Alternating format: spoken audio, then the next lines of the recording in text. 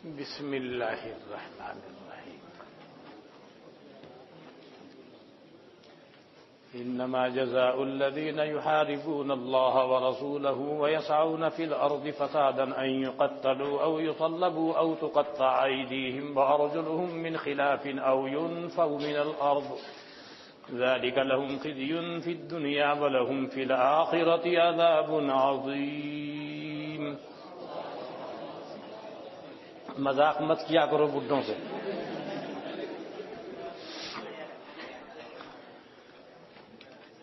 کچھ لوگ آئے، ایک روایت میں آ رہا ہے قبیلہ اکل کے ہیں، عین کاف لام. ایک روایت میں آ رہا ہے ارینا کے ہیں.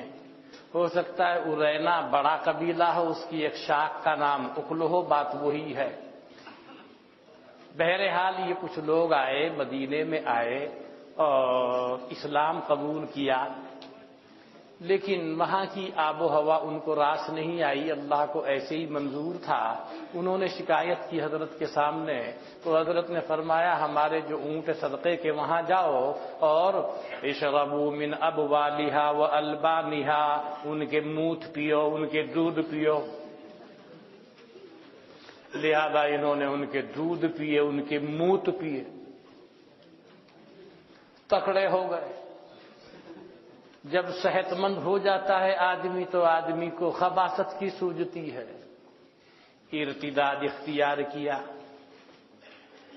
چرواہے کو قتل کیا، صدقات کے اونٹوں کو لے کر بھاگے. حضرت جناب نبی اکرم صلی اللہ علیہ وسلم کو معلوم ہوا. حضرت نے ان کی طلب میں ایک قافلہ روانہ کیا، سب کو گرفتار کر کے حضرت کی خدمت اقدس میں لایا گیا. مقام حرہ میں ان کی آنکھوں میں لوہے کی گرم سلاخیں کر کر کے ہاتھ کاٹے گئے، پیر کاٹے گئے، سلاخیں آنکھوں میں دی، آنکھیں پڑی، اور پھر اسی حال میں ڈال دیے گئے یہاں تک کہ مر گئے. یہ سزا کہیں کی ہے؟ یہ سزا گناہ کی وجہ سے نہیں، کفر کی وجہ سے ہے. اب یہاں ایک مسئلہ یہ کھڑا ہو جاتا ہے کہ بول ما یؤکل لحمہ پاک ہے کہ ناپاک؟ حضرت امام شافعی رحمۃ اللہ علیہ اور حضرت امام احمد بن حنبل رحمۃ اللہ علیہ اور حضرت امام محمد رحمۃ اللہ علیہ حنفیہ میں سے وہ فرماتے ہیں پاک ہے. ان روایات سے معلوم ہو رہا ہے اگر وہ پاک نہ ہوتا تو حضرت اس کے پینے کی اجازت کیوں دیتے؟ امام ابو حنیفہ رحمۃ اللہ علیہ اور امام ابو یوسف رحمۃ اللہ علیہ فرماتے ہیں ناپاک ہے نجاست خفیفہ کے ساتھ.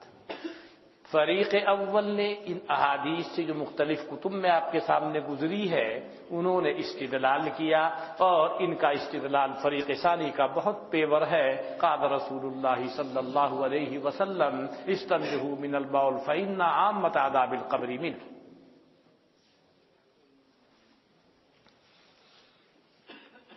حضرت نے ان کے لیے کیوں طے کیا؟ حضرت کو بذریعہ وحی معلوم ہو گیا تھا کہ ان کا علاج اسی میں ہے. حضرت کو کیفیت حال معلوم تھی. اب ایک مسئلہ دوسرا کھڑا ہوا، بطریق تداوی بول ما یؤکل لحمہ کو پینا جائز ہے کہ نہیں؟ امام ابو یوسف فرماتے ہیں کہ جائز ہے تداوی کی غرض سے.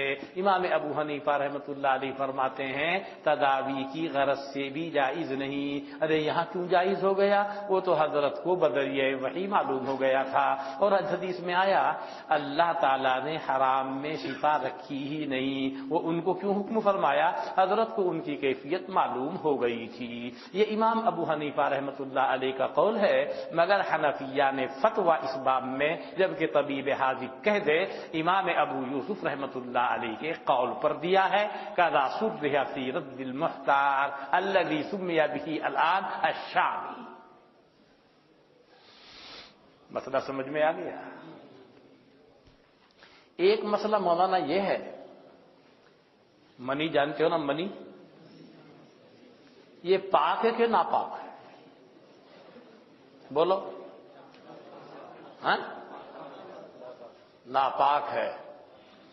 حضرت امام شافعی رحمۃ اللہ علیہ فرماتے ہیں، امام احمد ابن حنبل فرماتے ہیں کہ منی پاک ہے۔ حضرت امام ابو حنیفہ رحمۃ اللہ علیہ اور امام مالک فرماتے ہیں منی ناپاک ہے۔ ان فریق اول کو جو متشابہ لگا کہاں سے؟ دیکھو، اسباب تطہیر میں سے مختلف چیزیں ہیں، اس میں سے کھرچنا اور رگڑنا بھی ہے۔ منی کپڑے کو لگی، سوکھ گئی، اب آپ نے اس کو ایسے رگڑا اور ایسے کیا، کیا ہوگا؟ سب اجزاء باہر آ جائیں گے، تخفیف ہو گئی۔ یہ بھی تطہیر کا ایک طریقہ ہے۔ بعض دفعہ حضرت ام المؤمنین حضرت عائشہ رضی اللہ عنہا حضرت صلی اللہ علیہ وسلم کے کپڑے پر منی ہوتی تو اس کو ایسے رگڑ دیتی، کھرچ دیتی۔ اور کبھی ایسا بھی آیا کہ کھرچا بھی اور پانی بھی ڈال دیا، اور حضرت جا رہے ہیں، وہ دھبا الگ سے دکھائی دے رہا ہے۔ دیکھو، ایک تو ہے پاک ہو جانا، لیکن ایک ہے نشان کا مٹ جانا۔ خالص پانی سے آپ دھوئیں گے، نشان تو نہیں مٹے گا اس کا، وہ تو بہت مشکل سے مٹے گا۔ آپ جا رہے ہیں، وہ رنگ الگ سے دکھائی دے رہا ہے۔ تو کھرچنے اور رگڑنے کی وجہ سے فریق اول کو مغالطہ ہو رہا ہے، لیکن ہم یہ کہتے ہیں کیا بات ہے، اگر منی پاک ہے تو منی کے ساتھ لگے ہوئے حضرت نے کبھی نماز کیوں نہیں پڑھی؟ رگڑنے یا دھونے کی نوبت کیوں آ رہی؟ معلوم ہوا اسباب تطہیر میں سے جس طریقے پر فرق ہے اسی طریقے پر غسل ہے۔ کبھی ام المؤمنین نے وہ طریقہ اختیار کیا اور کبھی ام المؤمنین نے یہ طریقہ اختیار کیا۔ بات سمجھ میں آ رہی ہوگی؟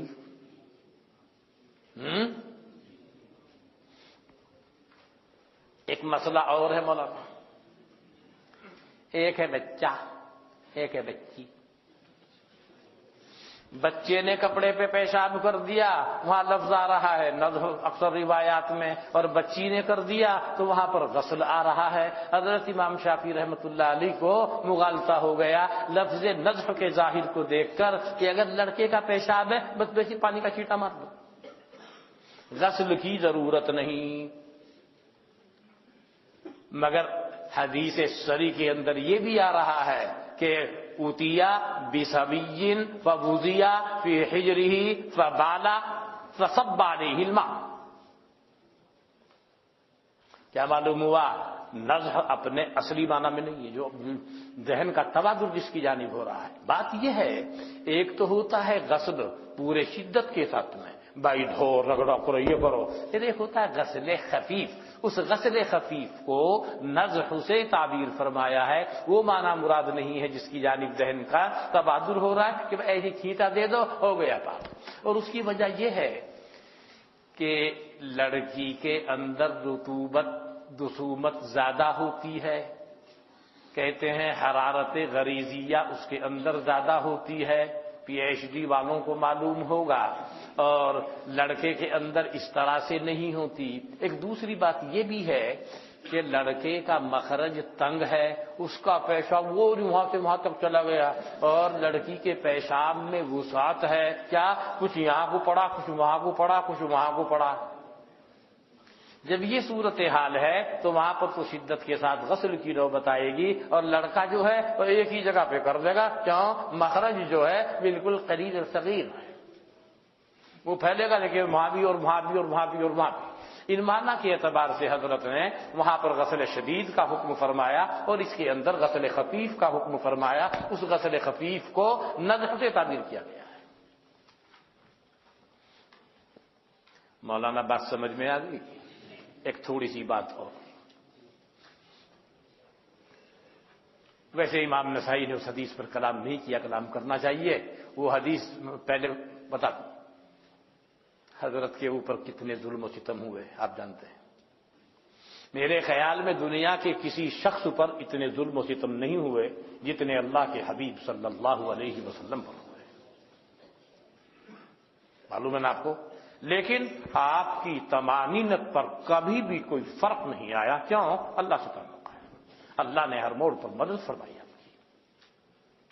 حالات تو آئے، اسی مفہوم کو ادا کرنے کے لیے فقیر کا ایک شعر حاضر ہے. حوادث کا نشانہ بننا نبیوں کی وراثت ہے. حوادث کا نشانہ بننا نبیوں کی وراثت ہے. مصائب کی کمر پر ہیں عطیات خدا بندی. سمجھ گئے ہوں گے شاید مطلب؟ نہیں سمجھے؟ اللہ کی عطیات چاہیے، مصائب کی پیٹھ پر سوار ہیں، وہاں سے اتارنی پڑیں گی. پہلے مصائب کا شکار ہونا پڑے گا تب وہ اتریں گی. اب بھی نہیں سمجھا؟ ہاں، حوادث کا نشانہ بننا نبیوں کی وراثت ہے. مصائب کی کمر پر ہیں عطیات خدا بندی.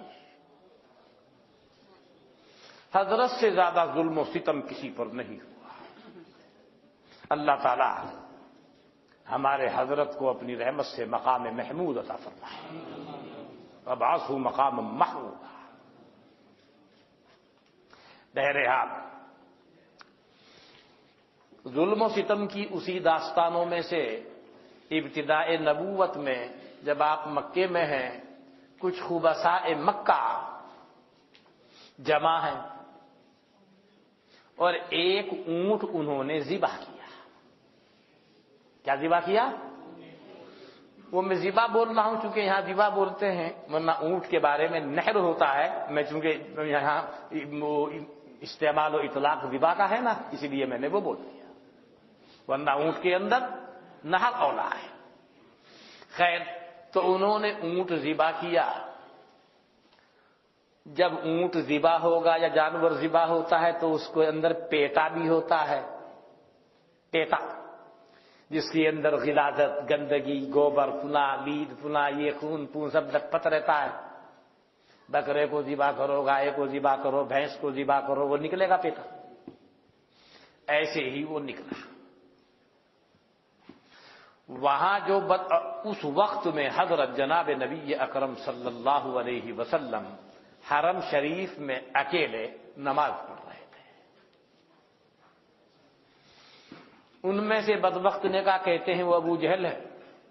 ہاں بھائی، ہے تم میں سے کوئی جو اس کو اٹھاوے اور تھوڑا انتظار کرے، اس کو مہلت دے، اور جب یہ سجدے میں جائے اس کی پیٹھ پہ رکھ دو. مولانا بھینس کا پیٹا رکھ دیا جائے، اسی کے اندر بہت وزن ہے، 10-12 دھڑی. اونٹ کے اس میں تو اور زیادہ ہوتا ہوگا. میں نے نہیں دیکھا اس کا اوج، میں نے نہیں دیکھا اس کا پیٹا. بھینسوں کا تو دیکھتا رہتا، کافی وزن ہوتا ہے. اونٹ میں تو اور زیادہ ہوگا. لہذا ایک بدبخت نے کہا، نام انا مستعد.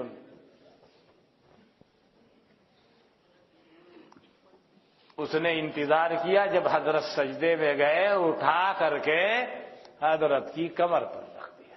اب اتنے بوجھ کو لے کے آدمی اٹھے کیسے؟ پھر بہرحال حضرت فاطمہ رضی اللہ عنہا کو معلوم ہوا. وہ اس وقت چھوٹی بچی ہے، بالغ نہیں ہے، چھوٹی ہے. جب انہیں معلوم ہوا تیرے ابا کے ساتھ ایسے ہوا، وہ بھاگی ہوئی آئی اور انہوں نے کیسے کیسے کر کے اس کو حضرت کی پیٹھ پہ سے پھینکا. جب کوئی چیز الگ اوپر رہتی ہے تو وہ اگر بچہ بھی اس کو حرکت دے گا تو وہ گر سکتا ہے. وہ اٹھانا الگ چیز ہے اور پلٹنا الگ چیز ہوتی ہے. سمجھ رہے ہوں گے فرق؟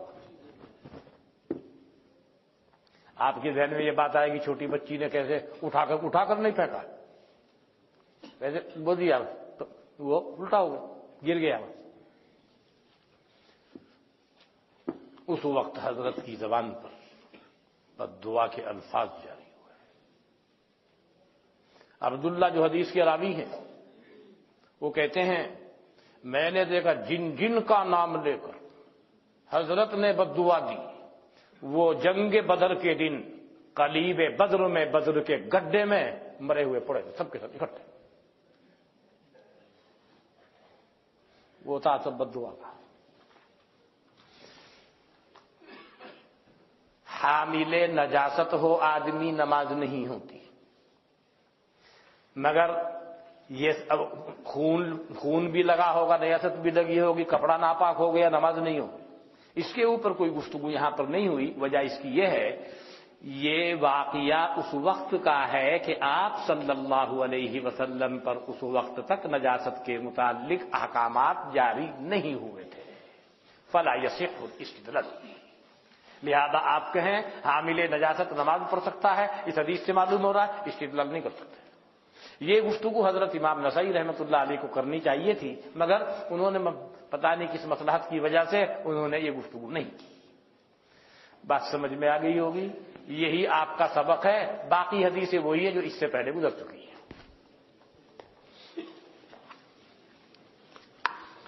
چلیے مولانا،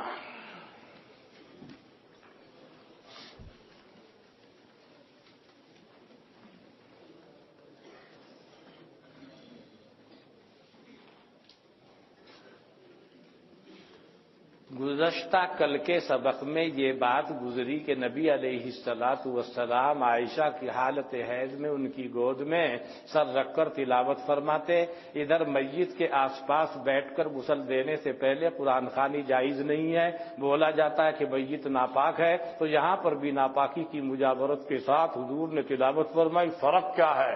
مولانا مجتہد کی ڈگری کس نے دے دی ہمیں اور آپ کو؟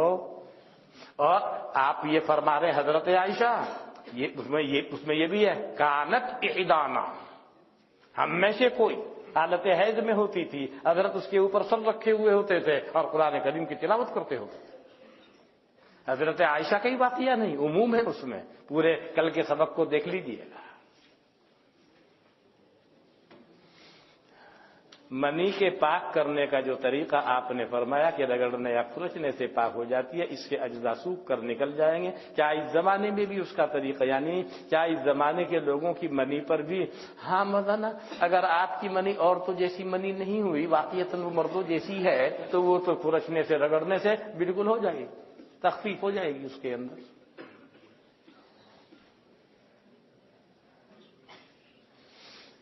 کیف مستطاع ان یقوم بعد ما بغی علیہ معبود وعندہ قوۃ 40 رجلا۔ ہاں یہ بات ہے، یا تو یہ ہے کہ حضرت خود ہی مولانا اگر حضرت علی کے بارے میں یہ جانتے ہیں کہ ان کے تیر بھی نکال دیا گیا، ان کو معلوم بھی نہیں ہوا، نماز کے بعد انہوں نے پوچھا کہ کیا ہوا، تیر نکال لے آئے ہو کیا؟ تو نکال بھی دیا ہم نے۔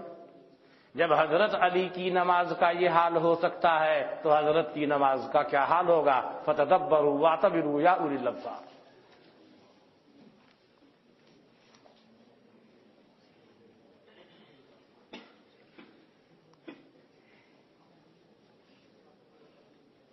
هذا دلیل صریح علی حکم نجاست بول ما یؤکل لحمه او ما لا یؤکل لحمه ان لم یکن فما الحکمت فیہ۔ مولانا یہ تم ساتھ میں استنزہوا من البول فإن عامۃ الوسواس منہ، اور کبھی عذاب ہو رہا کیوں؟ پیشاب سے احتیاط نہ کرنے کی وجہ سے۔ اگر کوئی شخص قضائے حاجت کے لیے بیت الخلا گیا، قضائے حاجت کے بعد جب اس نے نل کھولا تو پتہ چلا کہ پانی نہیں ہے اور نہیں وہاں کوئی چیز ہے جس سے طہارت حاصل کرے، تو ایسے موقع پر اسے کیا کرنا چاہیے؟ ایسا ہے اپنی لنگی کو کھول لے، اپنی لنگی سے اسے صاف کر لے اور پھر آ جا، پھر لنگی بدل لے، اپنی لنگی کو صاف کر۔ چلیے سمجھ میں آ گئی نا؟ بس اب کتاب پڑھا دوں۔ چلیے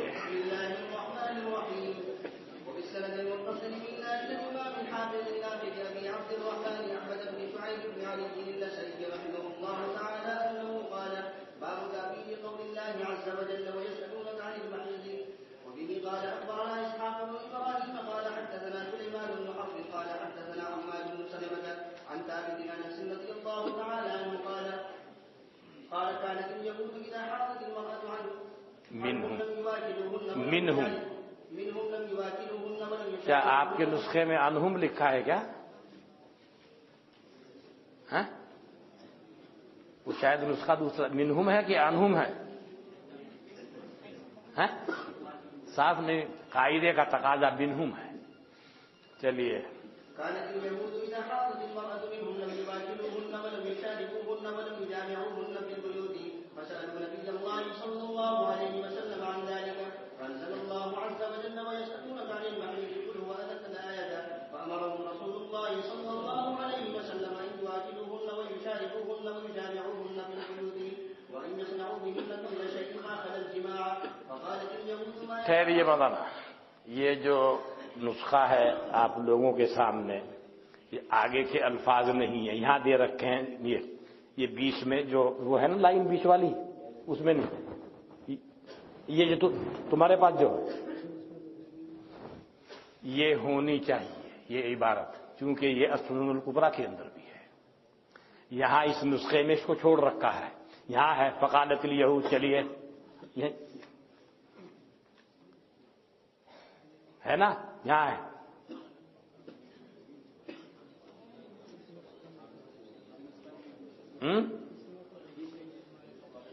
اس میں ہے نا، میں تو کہہ دیا اس میں نہیں ہے، لیکن وہاں دے رکھی ہے بیچ میں پوری بات.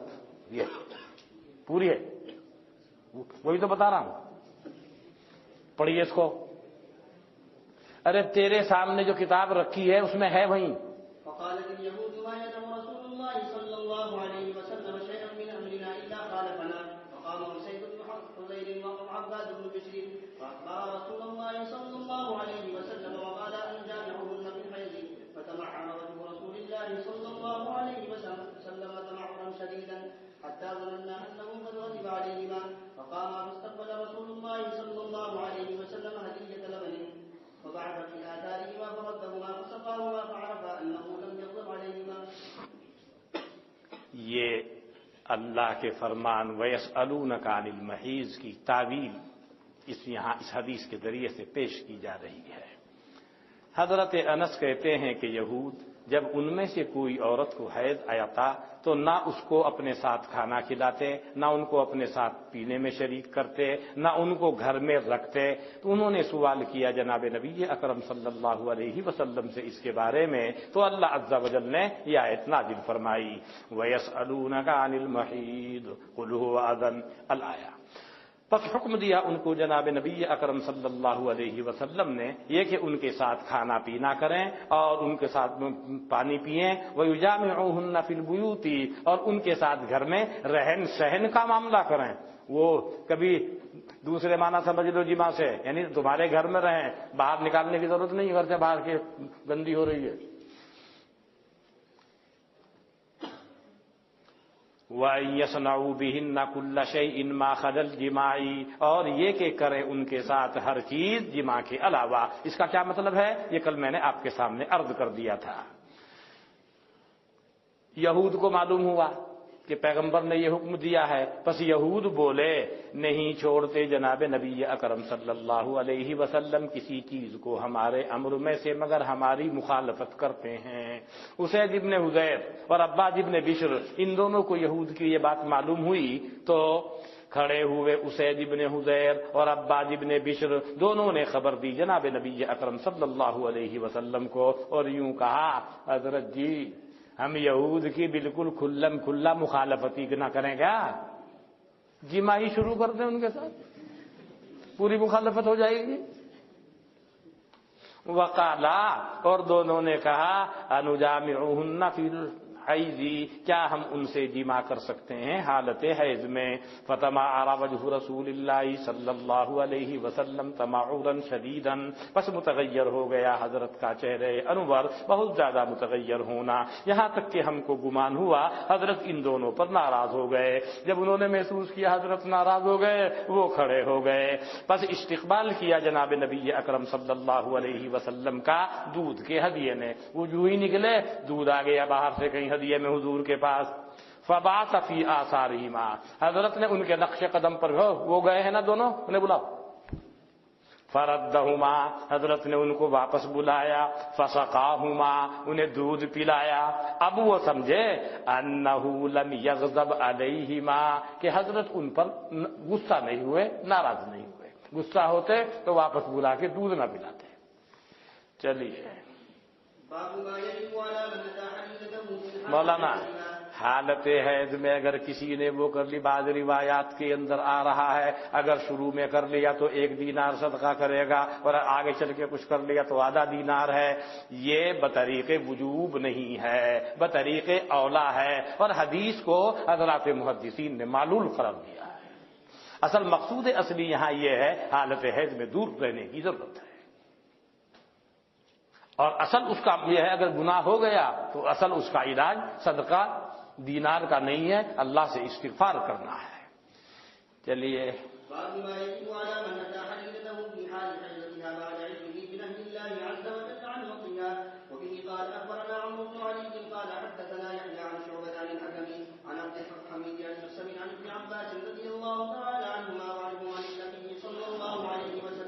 ابن عباس حضور سے روایت کرتے ہیں اس شخص کے بارے میں، یاتی امرأتہ، جو اپنی بیوی کے پاس آ جاوے حالت حیض میں، وہ 1 دینار کا صدقہ کرے گا یا آدھے دینار کا. بعض روایات میں آپ کے سامنے آیا ہوگا اول دم میں ہو تو پورا دینار ہے، اور اگر آخر میں ہو انتظار کرتے کرتے ملا جی کو کئی دن ہو گئے تو پھر آدھا ہے، مگر میں اس کے متعلق عرض کیا.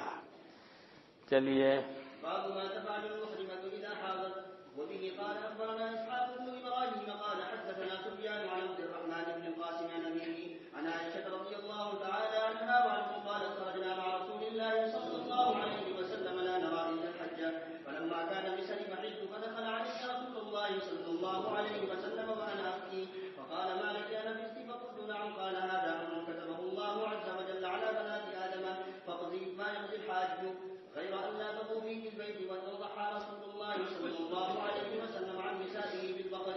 حدیث پہلے بھی گزر چکی ہے، بعض الفاظ کا تغیر ہے. حضرت عائشہ سے روایت ہے کہ ہم نکلے مکے کی جانب، ہم ارادہ نہیں کرتے تھے مگر حج کا، جبکہ ہوئے مقام شریف کے اندر حج تو مجھے حیض آ گیا. یہی حجۃ الوداع کا واقعہ ہے.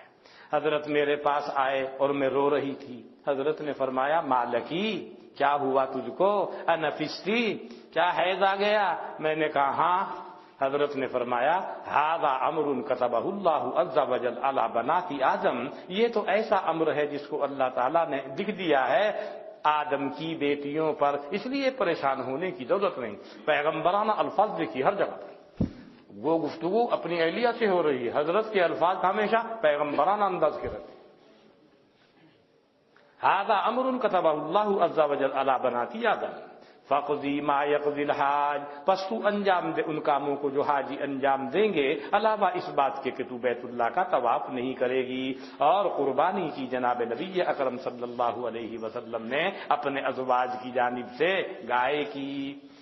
چلیے باب ما تفعل النفساء عند الإحرام وبه قال أخبرنا عمرو بن علي ومحمد بن المثنى ويعقوب بن إبراهيم واللفظ له قال أخبرنا يحيى بن سعيد قال حدثنا جعفر بن محمد قال حدثني أبي قال أتينا جابر بن عبد الله فسألناه عن حجة النبي صلى الله عليه وسلم فحدثنا أن رسول الله صلى الله عليه وسلم خرج ل5 بقين من ذي القعدة وخرجنا معه حتى إلى ذي الحليفة ولدت أسماء بنت أميس محمد بن أبي بكر فأرسلت إلى رسول الله صلى الله عليه وسلم كيف أصنع قال اغتسلي واستغفري ثم أهلي. حدیث پہلے گزر چکی ہے، واقعہ پہلے گزر چکا ہے، اس میں کچھ الفاظ کی رد و بدل ہے، وہی جہاں محمد ابن ابو بکر پیدا ہوئے تھے.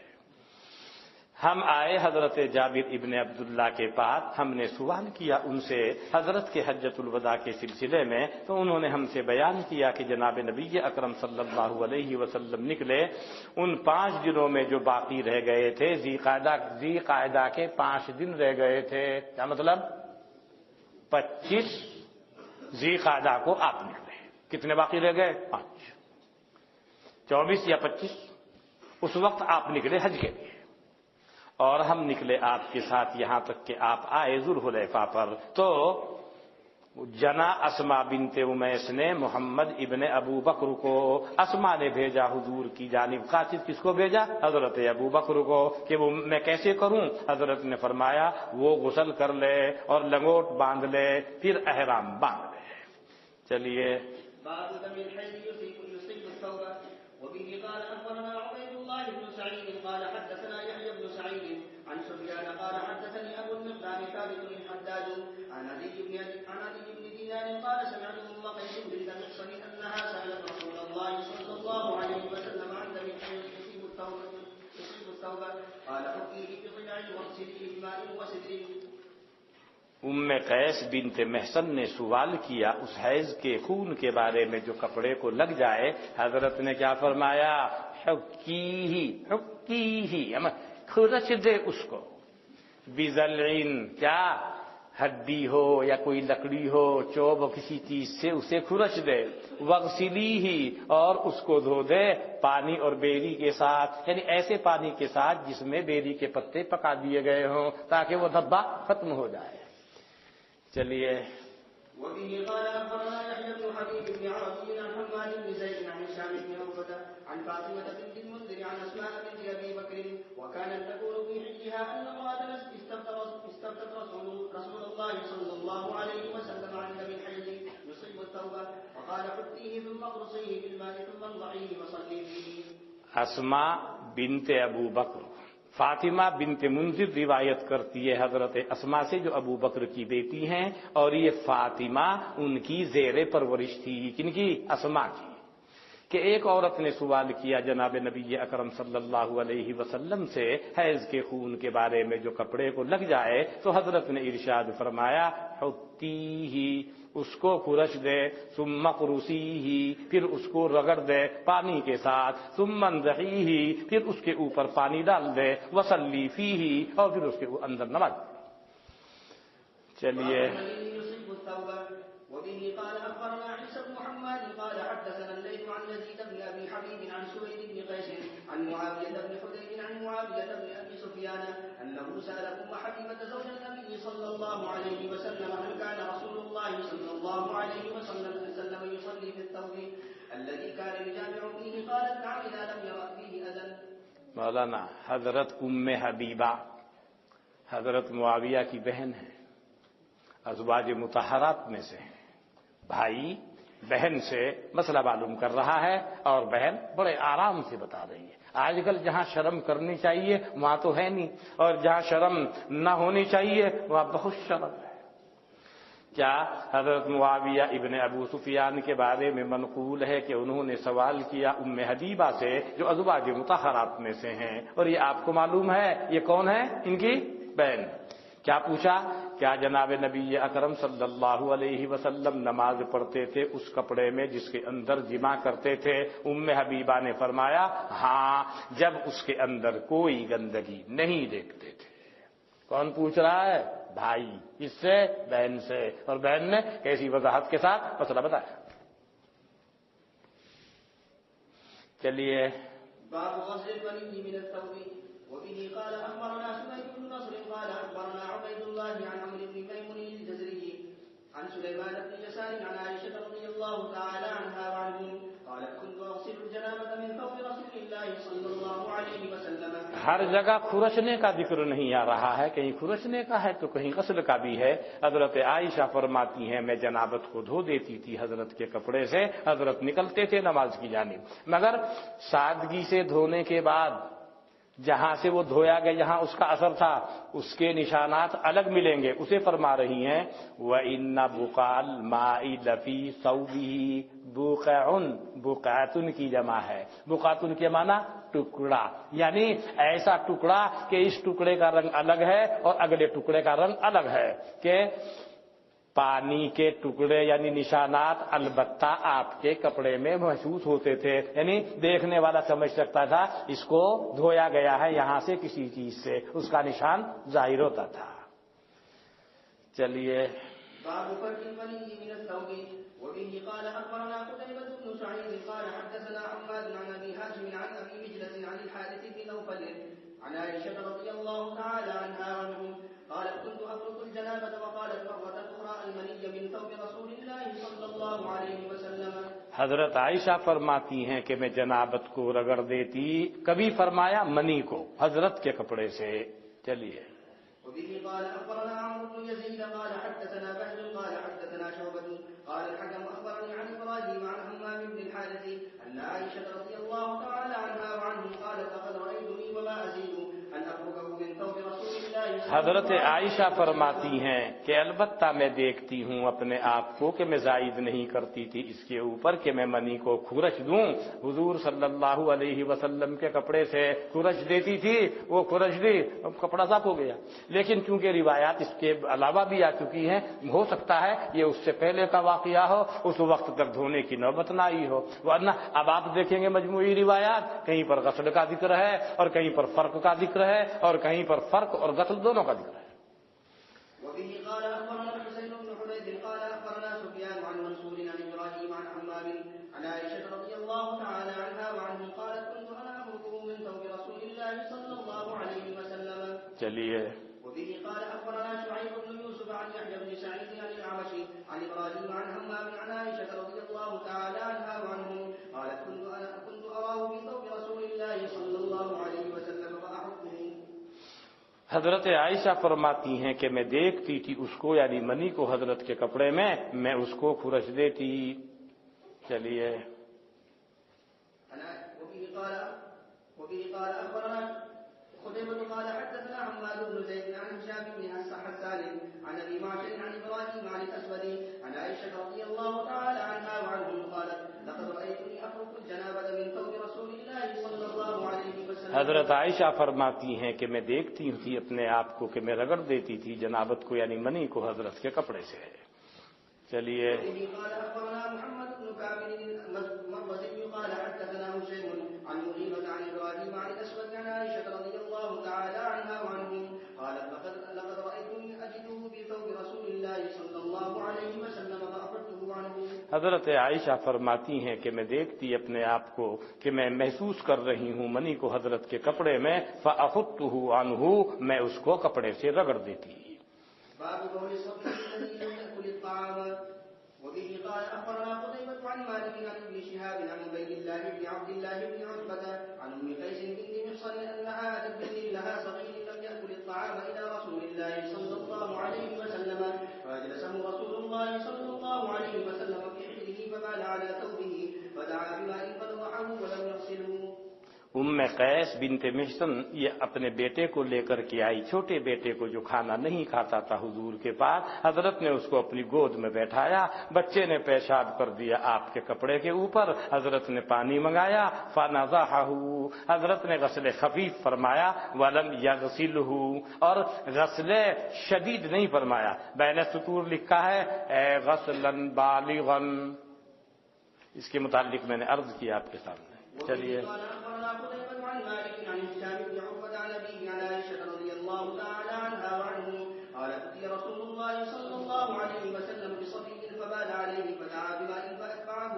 حضرت عائشہ فرماتی ہیں کہ حضور کے پاس ایک بچہ لایا گیا, اس نے آپ کے اوپر پیشاب کر دیا, آپ نے پانی منگایا, فاتبعہ ایاہ, آپ پیچھے لائے اس پانی کو اس پیشاب کے, یعنی جہاں پیشاب تھا وہاں سے اس کو دھویا.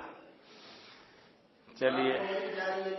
وبه قال اخبرنا مجاهد بن موسى قال حدثنا عبد الرحمن بن مهدي قال حدثنا يحيى بن الوليد قال حدثني محيط بن خليفة قال حدثني ابو السمح قال النبي صلى الله عليه وسلم يغسل من بول الجارية. حضرت نے فرمایا دھویا جاوے گا لڑکی کے پیشاب سے, ویرش من بول الغلام, اور ان کے حساب سے چھینٹا دیا جائے گا, ہمارے حساب سے غسل خفیف کیا جائے گا لڑکے کے پیشاب سے. چلیے. باب قول ما يؤكل لحمه. وبه قال اخبرنا محمد بن عبد الاعلى قال حدثنا يزيد بن زريع قال حدثنا سعيد قال حدثنا قتادة ان انس بن مالك رضي الله تعالى عنه حدثه ان اناسا او قال رجالا من عجل قدموا على رسول الله صلى الله عليه وسلم فتكلموا بالاسلام فقالوا يا رسول الله انا اهل ضرع ولم نكن اهل ريف واستوخموا المدينه فامر لهم رسول الله صلى الله عليه وسلم بذوق براع وامرهم ان يخرجوا فيها فيشربوا من انبارها وابوالها فلما صحوا وكانوا بناحيه الحرة كفروا بعد اسلامهم وقتلوا راعي رسول الله صلى الله عليه وسلم واستاقوا الدولة فبلغ النبي صلى الله عليه وسلم فقعد الطلب في آثارهم فأتي بهم فسروا أعينهم وقطعوا أيديهم وأرجلهم ثم تركهم في الحرة على حالهم حتى ماتوا. في الحرة على حالهم حتى بعد. حضرت انس ابن مالک رضی اللہ عنہ بیان کرتے ہیں کہ کچھ لوگ قبیلہ اکل کے وہ آئے حضور کے پاس، فتکلموا بالاسلام، حضور سے اسلام کے بارے میں گفتگو کی. پھر انہوں نے کہا یا رسول اللہ انا اہل زرع، ہم دودھ والے ہیں، یعنی ہمارے یہاں اونٹ رہتے ہیں، ولم نکن اہل ریف، اور ہم زمین والے کھیتی باڑی والے نہیں ہیں، لہذا ہماری طبیعت ایسی ہے دودھ ہم کو ملے. واستوخموا المدینۃ، اور ناموافق پایا انہوں نے اپنی طبیعت کے مدینے کو، یعنی طبیعت ان کی خراب ہو گئی، پیٹ ان کے پھول گئے. تو حضرت نے ان کو حکم فرمایا زودین، اونٹوں کے بارے میں، اور رائی کہا ہمارا جو رائی ہے سب تم آ جاؤ، اور حکم دیا ان کو کہ وہ نکل جائیں اونٹوں کے اندر، پس وہ پئیں ان کے دودھ اور ان کے منہ. فلما صحوا، جب کہ وہ تندرست ہو گئے، وکانوا بناحیۃ الحرہ، اور وہ آئے کہاں؟ مقام حرہ کے قریب، یہ مدینے کے قریب ایک جگہ کا نام ہے. کفروا بعد اسلامہم، تو وہ کافر ہو گئے اپنے اسلام کے بعد. وقتلوا راعی رسول اللہ صلی اللہ علیہ وسلم، حضرت کے چرواہے کو قتل کیا. واستاقوا الذودا، اور اونٹوں کو انہوں نے ہکایا. بس یہ خبر پہنچی جناب نبی اکرم صلی اللہ علیہ وسلم کو. فبعث الطلبہ، طلب یعنی طالبین کی جماعت، طالبین کا دستہ، گرفتار کرنے والوں کا دستہ. حضرت نے بھیجا طالبین کی جماعت کو ان کے نقش قدم پر. فأتي بهم، ان کو گرفتار کر کے لایا گیا. فسمروا اعینہم، انہوں نے ان کی آنکھیں پھوڑی. وقطعوا ایدیہم وارجلہم، اور انہوں نے کاٹا ان کے ہاتھوں کو، ان کے پیروں کو، پھر چھوڑ دیا ان کو حرے کے اندر انہی کے حال پر، یہاں تک کہ تڑپ تڑپ کے مر گئے. چلیے. وبه قال أخبرنا محمد بن وهب قال حدثنا محمد بن سلمة عن أبي عبد الرحيم قال حدثني زيد بن أبي أنيسة عن طلحة بن مصرف عن يحيى بن سعيد عن أنس بن مالك رضي الله تعالى عنه وعنهم قال قدم أعراب من عرينة إلى النبي صلى الله عليه وسلم فأسلموا فاجتووا المدينة حتى اصفرت ألبانهم وعظمت بطونهم فبعث بهم رسول الله صلى الله عليه وسلم إلى لقاح له وأمرهم أن يشربوا من ألبانها وأبوالها حتى صحوا فقتلوا راعيها واستاقوا الإبل. فبعث النبي صلى الله عليه وسلم في طلبهم فأتي بهم فقطع أيديهم وأرجلهم وسمر أعينهم. فقال أمير المؤمنين عبد الملك لأنس وهو يحدثه هذا الحديث بكفر عند ذنب. قال أبو عبد الرحمن لا نعلم أحدا قال عن يحيى عن أنس في هذا الحديث غير طلحة، والصواب عندي والله أعلم يحيى عن سعيد بن المسيب مرسل. دیکھو اس کو آخر میں جو کہہ رہا ہے ان انس، اس سے معلوم ہو رہا ہے کہ حدیث متصل ہے. وہ کہتا میری معلومات میں یہ حدیث کیا ہے؟ مرسل ہے. کس سے؟ سعید ابن المسیب سے. کس سے؟ سعید ابن المسیب سے. اتنی بات انہوں نے کہی. حضرت انس کہتے ہیں کہ آئے کچھ دیہات کے لوگ قبیلہ ارینا کے جناب نبی اکرم صلی اللہ علیہ وسلم کی خدمت میں، بس وہ مسلمان ہوئے. انہوں نے ناموافق پایا مدینے کی آب و ہوا کو، یہاں تک کہ پیلے ہو گئے رنگ ان کے. وعظمت بطونہم، ان کے پیٹ بڑے بڑے ہو گئے. بس بھیجا ان کو جناب نبی اکرم صلی اللہ علیہ وسلم نے الا لقاح لہو، اپنی اونٹنیوں کی جانب. لقاح اس کے معنی خالص اونٹنی، جو ان کی اونٹنیاں تھی وہاں بھیجا. وہ امرہم، اور ان کو حکم دیا کہ وہ پئیں ان کا دودھ اور ان کے منہ، یہاں تک کہ وہ تندرست ہو گئے. جب تندرست ہو گئے اب بدماشی کی سوچی. پس انہوں نے قتل کیا اونٹوں کے چرواہے کو، اور اونٹوں کو انہوں نے ہکایا. پس بھیجا جناب نبی اکرم صلی اللہ علیہ وسلم نے ان کی طلب کے اندر. فأتي بهم، ان کو گرفتار کر کے لایا گیا. فقطع ایدیہم وارجلہم، ان کے ہاتھ کاٹ دیے گئے اور ان کے پیر کاٹ دیے گئے. وسمر اعینہم، اور ان کی آنکھوں کو پھوڑ دیا گیا. اب امیر المؤمنین عبد الملک ابن مروان وہ بھی اس حدیث کو بیان کر رہا تھا. تو حضرت انس سے پوچھا انہوں نے. امیر المؤمنین عبد الملک نے کہا انس سے، حالانکہ وہ اس سے بیان کر رہے تھے اس حدیث کو. وَهُوَ يُحَدِّثُهُ، کیا یعنی حضرت انس اس حدیث کو امیر المؤمنین عبد الملک سے بیان کر رہے ہیں. اب وہ پوچھ رہے ہیں ان سے امیر المؤمنین کیا؟ بِكُفْرٍ أَمْ بِذَنْبٍ، یہ جو معاملہ ان کے ساتھ میں ہوا اصحاب ارینا کے ساتھ، یہ اس گناہ کے سبب سے ہوا ہے یا ان کے ارتداد اور کفر کے سبب سے ہوا ہے؟ قالا، حضرت انس نے جواب دیا بکفر، کفر کے سبب سے ہوا ہے، کفر کر کے سب بدماشیاں کی ہیں۔ ابو عبد الرحمن کہتے ہیں نہیں جانتا ہوں میں کسی کو کہ کہا ہو کسی نے ان یحییٰ ان انس فی ھذا الحدیث علاوہ طلحہ کے۔ طلحہ جو اس کے روات میں سے وہ ایک سنگل ہے، والصواب عندی واللہ اعلم، اور درست بات میرے نزدیک اللہ بہتر جانتا ہے یہ ہے ان یحییٰ ان سعید بن المسیب مرسل، حدیث مرفوع و متصل نہیں ہے بلکہ حدیث مرسل ہے۔ چلیے مولانا وبه قال اخبرنا احمد بن عثمان بن حكيم قال حدثنا خالد يعني ابن مخلد قال حدثنا علي وهو ابن صالح عن ابي اسحاق عن عمرو بن ميمون قال حدثنا عبد الله في بيت المال قال كان رسول الله صلى الله عليه وسلم يصلي عند البيت وملأ من قريش جلوس وقد نحروا جسورا فقال بعضهم ايكم ياخذ هذا الفرس بدمه ثم يهده حتى يضع وجهه ساجدا فيضعه على ظهره.